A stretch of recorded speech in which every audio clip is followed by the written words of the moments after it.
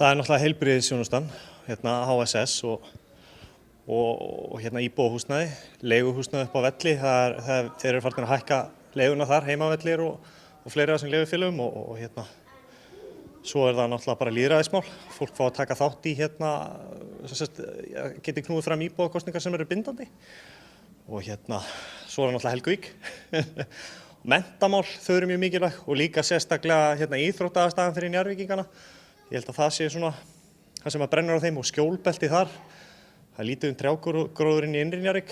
Ég held að það sé svona eitthvað þessu helsta sem bæjarstjórnin hefur með að gera. Svo er það líka þrýstingur á ríkisstjórnina að klára Reykjanesbrautina. Hún er náttúrulega bara stór hættuleg fyrir okkur. Þetta er okkar lífað inn í bæjarfélagið og á náttúrulega bara að vera vel við haldið og við höfum ekkert að þurfa að greiða fyrir það að fara í Reykjavík, sérstaklega meðan heilbrigðisþjónustan eins og hún í dag.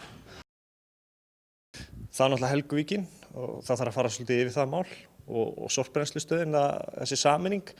Það þarf að ganga vel úr skugga að sorpbrennslan fara á stað með eðlilegum hætti.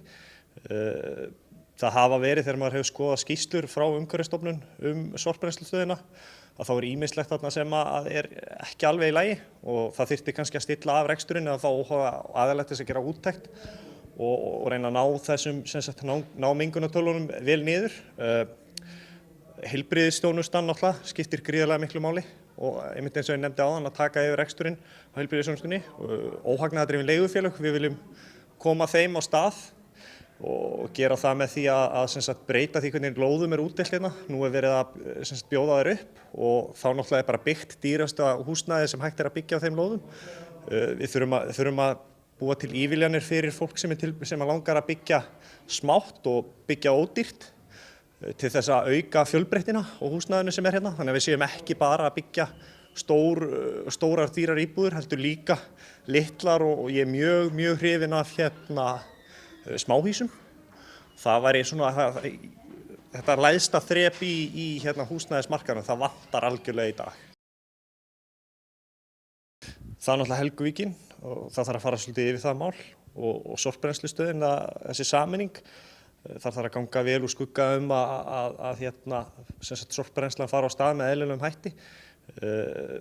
Það hafa verið þegar maður hefur skoðað skýrslur frá Umhverfisstofnun sorpbrennslustöðina að þá er ýmislegt þarna sem er ekki alveg í lagi og það þyrfti kannski að stilla af reksturinn eða fá óháða aðila til þess að gera úttekt og reyna að ná þessum ná mengunartölunum vel niður.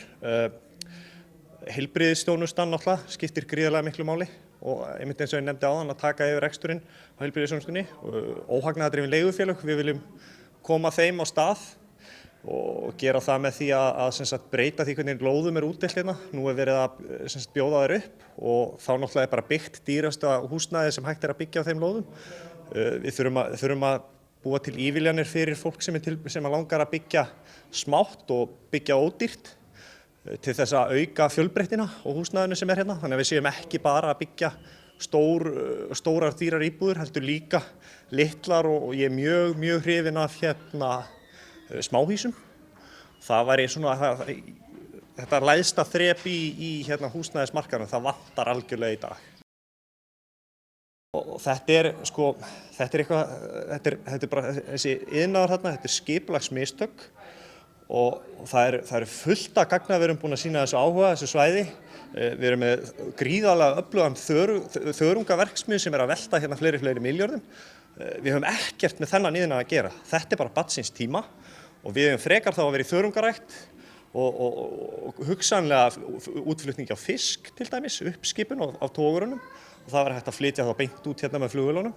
Það er svona iðnaður sem ég vil sjá á þessu svæði. Í framtíð? Ég sé fyrir mér að við verum með öflugt leigufélag sem að bærinn er þá partur af, svona óhagnaðardrifið leigufélag og það sem að fólk getur leigt ódýrt og til langs tíma, ekki bara eins árs, heldur 10 ára og jafnvel lengur.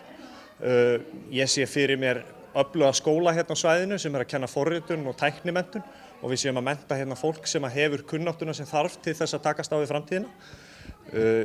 Ég sé fyrir mér mjög mikið af tæknifyrirtækjum, þörungarækt, fiskeldi, mikið af fiskeldi hérna. Þetta er mjög gott fiskeldisvæði þegar við erum búin að átta okkur á því að eldi í sjó sé ekki umhverfisvænt. Já, gagnaver, mikið af gagnaverum og mikið svona tæknileg uppbygging á svæðinu og ég sé fyrir mér að Reykjanesbær verður miðstöð hátækniiðnaðar á Íslandi í framtíðinni því að við erum með flugvöllinn og hér myndu sækjast þá af evrópsk og amerísk fyrirtæki sem vilja vera miðsvæðis og vera í viðskiptum við bæði löndin, eða í báðum löndum.